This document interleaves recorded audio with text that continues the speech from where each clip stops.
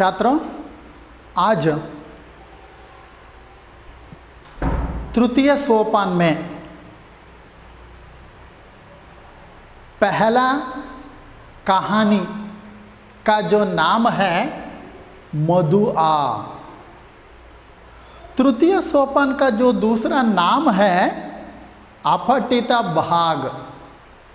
ये अपठित भाग में कहानियां हैं।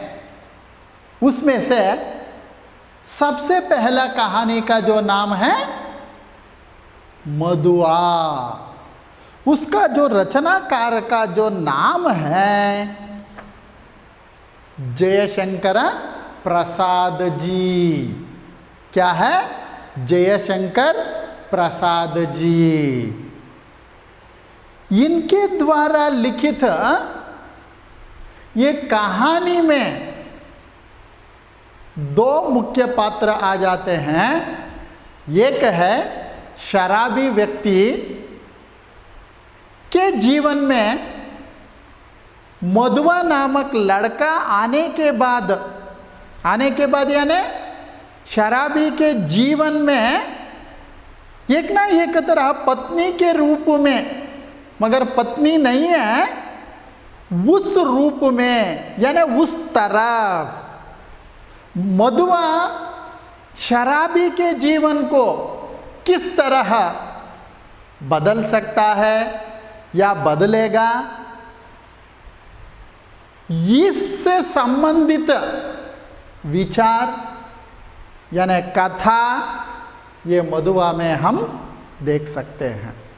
यानी आपको भी पता है, हम सबको पता है कि हमारे जीवन में या घर में रहने वालों में से एक आदमी का एक आदत जो रहते हैं, वो आदत को अगर दूर कराना है तो क्या करना पड़ेगा?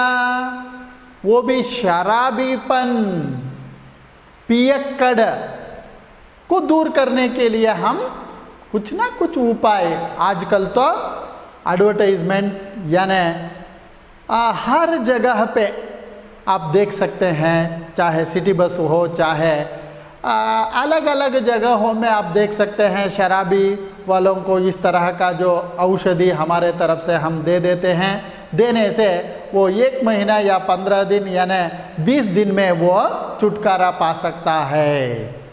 इस तरह आजकल के माहौलों में हम देख सकते हैं, मगर ऐसा नहीं है। शराबी के जीवन में मधुआ बहुत अच्छी तरह शराबी के जीवन में मोड़ जो लाकर जो पीता था ना, वो पीने वाले पैसे को मधुआ नामक लड़का का पेट भरने के लिए उस पैसे को इस्तेमाल करने की जो कहानी का नाम है मधुआ। ठीक है छात्रों, समझ में आ रहा है ना? यही है कहानी। आप ज़्यादा से ज़्यादा चिंता नहीं करना। हाँ, और एक बार बताऊंगा, मधुआ नामक कहानी का जो रचनाकार है जयशंकर प्रसाद। जयशंकर प्रसाद जी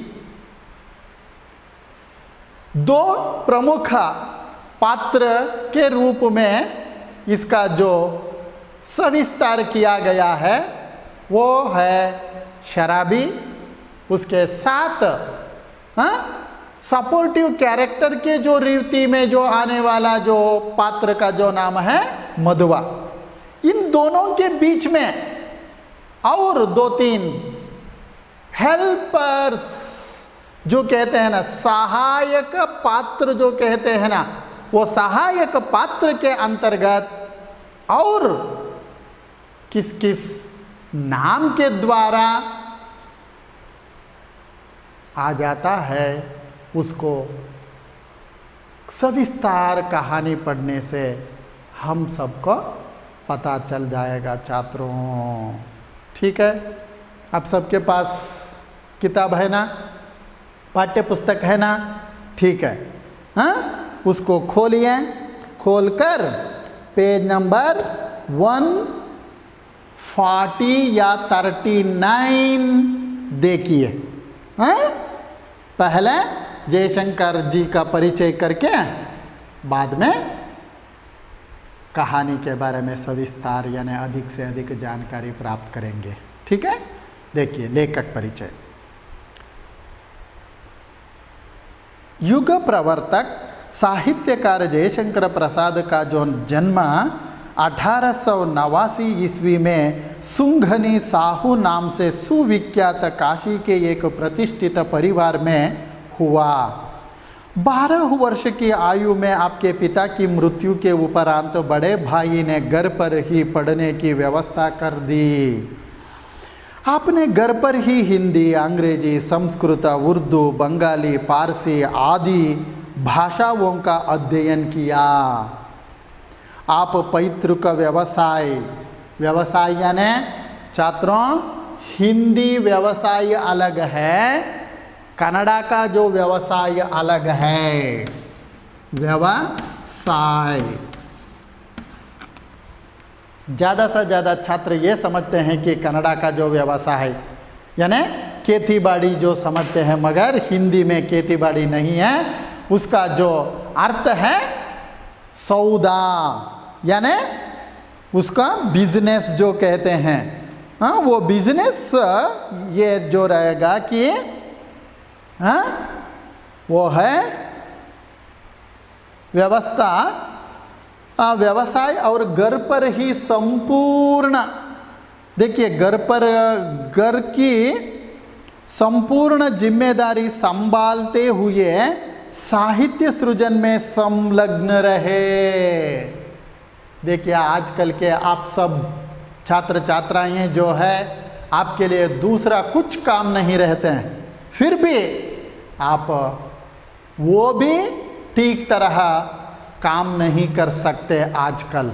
हाँ, मगर जयशंकर प्रसाद जी देखिए और एक बार, आप पैतृक व्यवसाय और घर की संपूर्ण जिम्मेदारी संभालते हुए साहित्य सृजन में संलग्न रहे।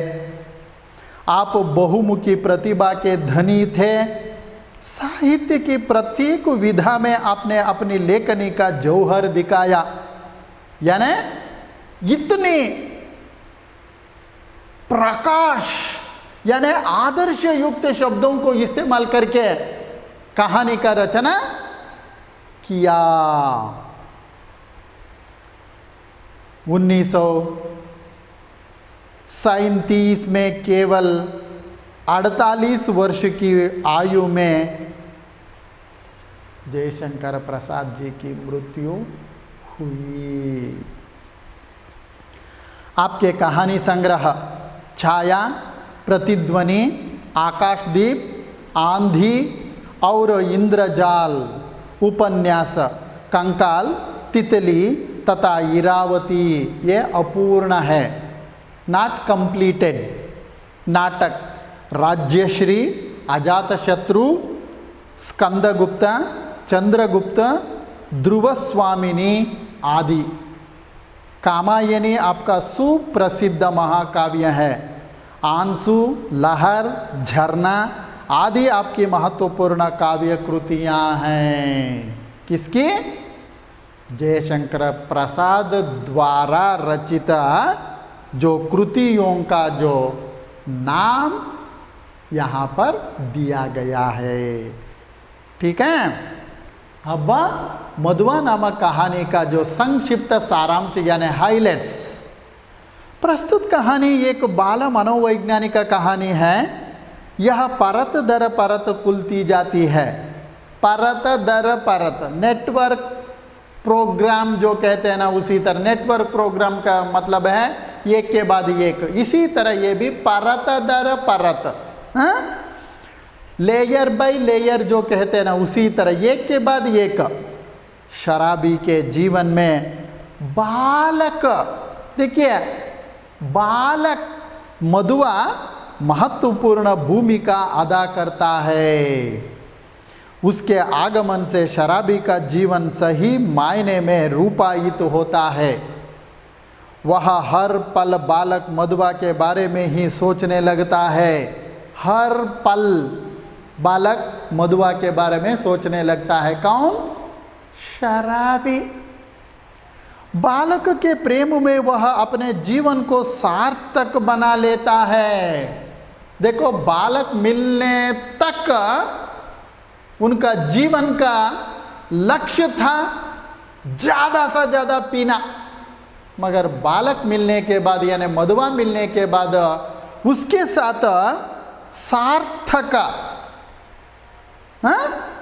जीवन बना लेता है। बाल मनोविज्ञान से विद्यार्थियों को परिचित कराना तथा बुराई पर अच्छाई की जीत को दर्शाने के उद्देश्य से प्रस्तुत कहानी चयनित है। देखिए और एक बार, बाल मनोवैज्ञानिक से विद्यार्थियों को परिचित कराना तथा बुराई पर अच्छाई की जीत को दर्शाने के उद्देश्य से प्रस्तुत कहानी चयनित है। छात्रों, आपके दिमाग में, आपके हाथ में भी इसी तरह बालक मधुआ के जैसे आप भी बहुत बढ़िया मनोवैज्ञानिक जो रीति में, मनोविज्ञान के रीति में, यानी उसके मुताबिक रहने वाले आदमी को भी आप भी बालक मधुआ के जैसे आपके घर में जो रहने वाले कुछ आदमी में जो रहने वाले आदतों को आप बदलने की, यानी बदल कर यानी बदला कर उसको एक सही दिशा दिखाने के जिम्मेदारी या शक्ति आप में भी है। इसीलिए आप क्या करना पड़ेगा, जो काम करते रहते हैं छोटे मोटे या बड़ा काम क्यों ना हो, उसी में उसी तरह आजू बाजू में जो नहीं करेगा उसको भी हमारे साथ लेकर जाने की जिम्मेदारी युक्त काम, सहकारिता का जो मनोभाव के साथ साथ आगे बढ़ने की जो जिम्मेदारी समाज में रहने वाले हम सबके ऊपर है। ठीक है, ये है। देखिए, आज 7 दिन हो गए पीने को कौन कहे, छुआ तक नहीं, आज 7वां दिन है सरकार। देखिए, सरकार किसी भी घर के जो मुखिया, हाँ, तुम झूठे हो, अभी तो तुम्हारे कपड़े से महक आ रही है। वो कह रहे हैं शराबी सरकार को, 7 दिन हुए सरकार, चुआ तक नहीं, मगर सरकार कह रहा है कि तुम्हारे कपड़े से महक आ रहा है ना। वह तो कई दिन हुए, 7 दिन से ऊपर कई दिन हुए अंधेरे में बोतल उंडेलने लगा था, कपड़े पर गिर जाने से नशा भी ना आया। और आपको कहने का क्या कहूँ, सच मानिए सरकार जी, 7 दिन ठीक, 7 दिन से एक बूंद भी नहीं, एक बूंद भी नहीं पिया सरकार जी। ऐसा ठाकुर सरदार सिंह हंसने लगे। देखिए, सरदार का जो नाम है रेखांकित कीजिए, सरदार सिंह, ठाकुर सरदार सिंह हंसने लगे। किसकी बात सुनकर? शराबी की बात। Very good.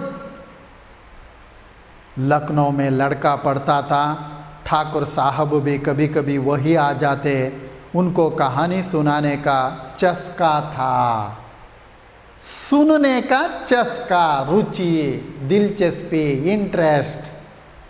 खोजने पर यही शराबी मिला।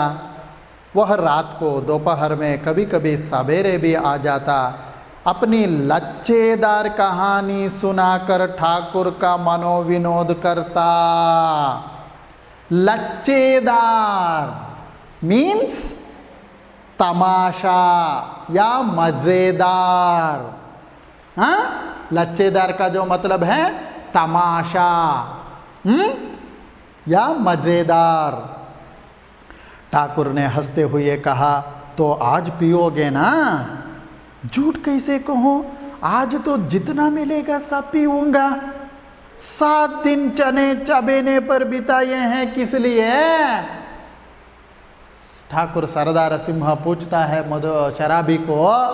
तब शराबी कहेगा कि आज अगर मिले तो पूरा पेट भर पीऊंगा सरकार जी। इसमें झूठ नहीं है। अद्भुत 7 दिन पेट काट कर आज अच्छा भोजन ना करके तुम्हें पीने की सूझी है। यह भी सरकार, मौज बाहर की एक घड़ी एक लंबे दुखपूर्ण जीवन से अच्छी है। उसकी खुमारी में रखे दिन काट लिए जा सकते हैं। खुमारी छात्रों, कुमारी का अर्थ अलग है, खुमारी का, महाप्राण कुमारी का जो अर्थ अलग है। ये खुमारी का जो अर्थ है नशा। हाँ, नशा। अच्छा, आज दिन भर तुमने क्या क्या किया है? मैंने, अच्छा सुनिए, सवेरे कुहरा पड़ता था। कुहरा वो शबनम अथवा इब्बनी, मेरे दुआ से कंबल सा वह भी सूर्य के चारों ओर लिपटा था। हम दोनों मुंह छिपाए पड़े थे। हम दोनों, कौन कौन होगा दिमाग में रखिए, उसके साथ साथ कल्पना कीजिए। ठाकुर साहब ने हंसकर कहा, अच्छा तो इस मुंह छिपाने का कोई कारण? 7 दिन से एक बूंद भी गले ना उतरी थी। भला मैं कैसे मुंह दिखा सकता था? और जब 12 बजे धूप निकली तो फिर लाचारी थी। उठा, हाथ मुँह धोने में जो दुख हुआ सरकार, वह क्या कहने की बात है। पास में पैसे बचे थे, चना चबाने से दांत भाग रहे थे, कटकटी लग रही थी। कटकटी ऐसा करते हैं ना वो। हाँ, पराठे वाले के यहाँ पहुँचा, धीरे धीरे खाता रहा और अपने को सेंकता भी रहा। सेंकना यानी वो ठंडा पड़ने से हम भी हा हा हा कहते हैं ना, उसको सेंकना मतलब है धूप में जाकर धूप में हम बैठते हैं, या कभी कभी धूप उसके वजह से हमारा जो बदन पे या शरीर पे रहने वाला ठंडापन यानी कुहरापन को दूर कैसे करते हैं ना, उसी तरह। फिर गोमती किनारे चला गया। गोमती, गोमती यानी नदी, रिवर, तुंगा नदी जो कहते हैं ना शिवमोगा में, उसी तरह तुंगा नदी चला गया। उसी तरह गोमती किनारे चला गया। घूमते घूमते अंधेरा हो गया, बूंदे पड़ने लगी, तब कहीं भाग के आपके पास आ गया। इस तरह दिन का दिनचरी शराबी ठाकुर सरदार सिंह को कह रहा है। अच्छा, जो उस दिन तुमने गडरिये वाली कहानियाँ यानी कहानी सुनाई थी, जिसमें आसफुद्दौला ने उसकी लड़की का आंचल बुने हुए भट्टे के दाने बदले मोतियों से भर दिया था, वह क्या सच है? गडरिये, गडरिये यानी ಬೇಡ್ ಬಕ್ರಿಯಾ ಚರಾನೆ ವಾಲಾ ಅಂದರೆ ಕುರಿ ಮೇಕೆಗಳನ್ನು ಮೇಯಿಸುವವನಿಗೆ ಗಡರಿಯ ಅಥವಾ ಗಡರಿಯೇ ಅಂತ ಕರಿತೀವಿ. ಇದರಲ್ಲಿ ಏನು ಹೇಳಿದ್ದ? असफुदौला ने उसकी लड़की का आंचल बुने हुए भुट्टे के दाने के बदले मोतियों से भर दिया था। यानी क्या बोलते हैं, मक्का बोलते हैं ना, यानी मक्का यानी ये बोलते हैं ना पा, उसको कन्नड़ा में मेक्केजोड़ा बोलते हैं ना। वो मेक्केजोड़ा में किस तरह दांत के ये दांत के जैसे जोड़ने के जैसे जो रहते हैं ना वो मक्का, उसी तरह बदले मोतियों से भर दिया था ना। क्या वह सच है? हाँ? सच। अरे वह गरीब लड़की भूख से उसे चबाकर थू थू करने लगी, रोने लगी। ऐसी निर्दयी दिल लगी बड़े लोग कर ही बैठते हैं। देखो बड़े लोग यानी एक ना एक तरह शोषण कर रहे हैं, हिंसा। सुना है श्री रामचंद्र ने भी हनुमान जी से ऐसा ही किया था। ऐसा रामायण की एक घटना याद करता है। देखिए ठाकुर साहब ठठा कर हंसने लगे। इस तरह जो सुन रहे थे ना ऐसा हंसने लगा। कौन? ठाकुर सरदार सिम्हा। किसकी बात सुनकर? शराबी। समझ में आ रहा है ना? Very good. पेट पकड़कर हंसते हंसते लौट गए, सांस बटोरते हुए संभल कर बोले। देखो इस तरह हाथ पकड़ के हा हा हा हंस रहा, फिर भी संभल के धीरे धीरे हाँ हाँ ये बताने वाला था, ये कहने वाला था वैसा। हाँ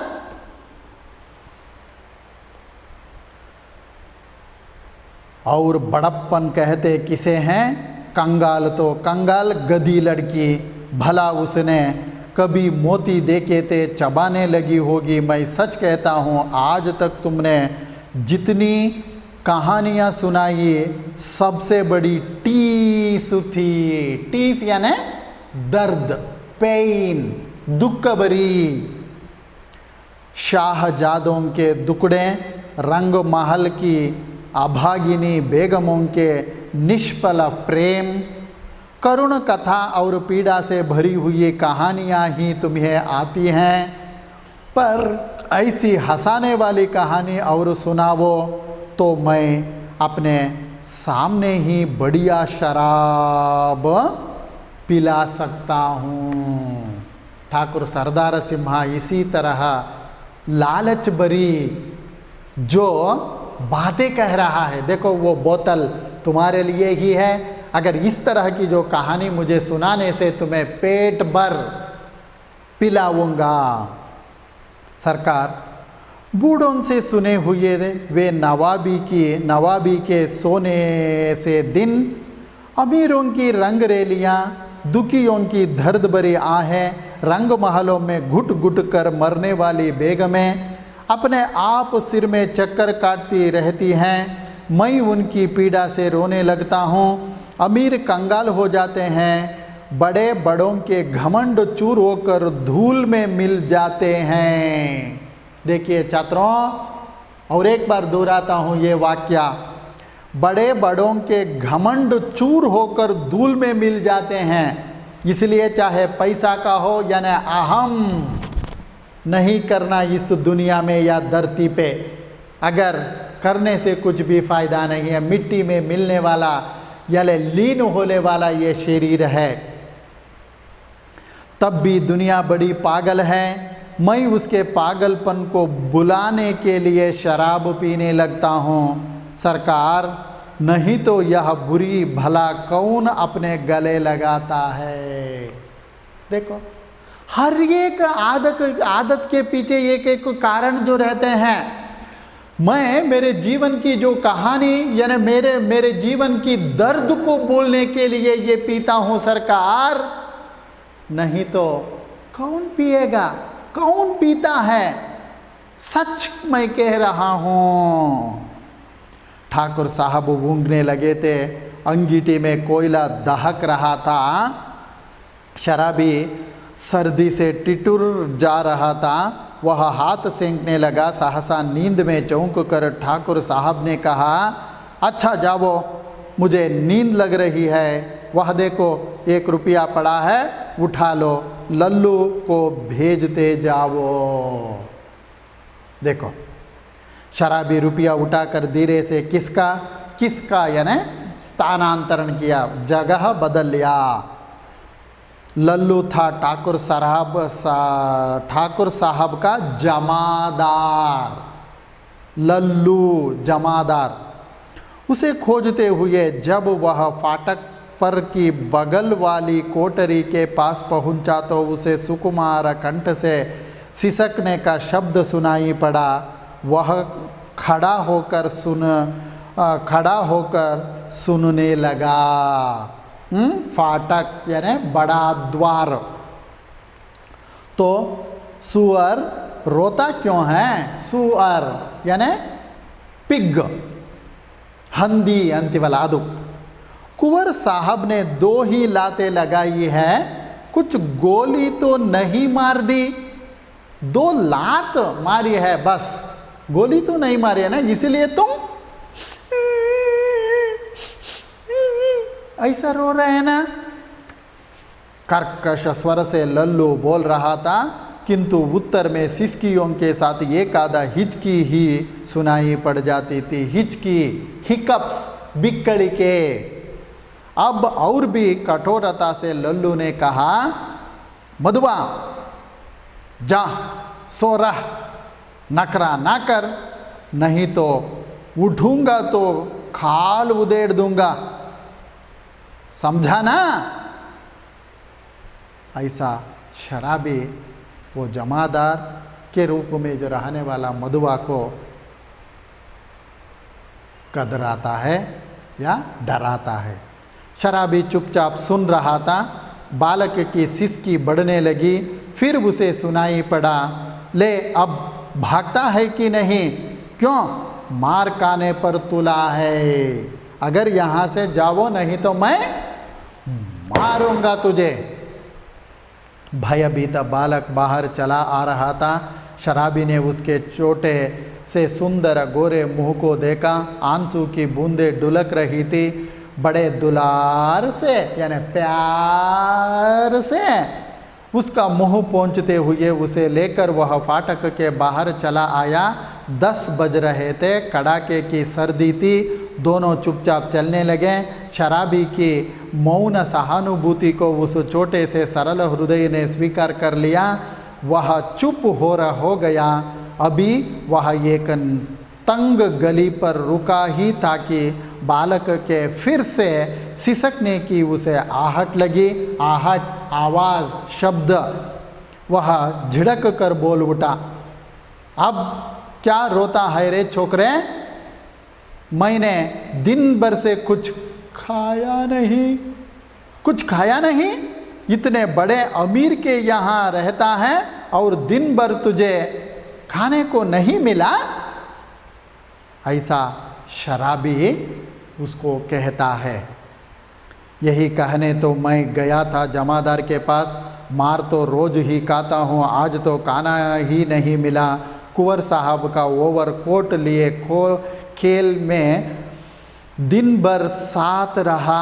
7 बजे लौटा तो और भी 9 बजे तक कुछ काम करना पड़ा। आटा रख नहीं सका था, रोटी बनती तो कैसे? जमादार से कहने लगा था। भूख की बात कहते कहते बालक के ऊपर उसकी दीनता और भूख ने एक साथ ही जैसे आक्रमण कर दिया। वह फिर हिचकियाँ लेने लगा। देखो, इस तरह ये कहानी में बालक का जो विचार शराबी के जीवन में आकर किस तरह बदल सकता है, इस तरह जो रहने वाला कहानी को अगली कक्षा में उसको आगे बढ़ूंगा। आप अब तक यानी तब तक बहुत अच्छी तरह घर में जाकर और एक बार मनन कीजिए। किताब खोलकर पाठ्य पुस्तकों को खोलकर एक एक पंक्ति को अच्छी तरह ध्यान से पढ़िए। अगर समझ में नहीं आता तो जिस शब्द जिस वाक्य समझ में नहीं आता है ना उसको रेखांकित करके रखिए। कल जब क्लास में आओगे ना तब उसको पूछ के संशय को दूर करके अगला कक्षा को आगे बढ़ाऊंगा। ठीक है।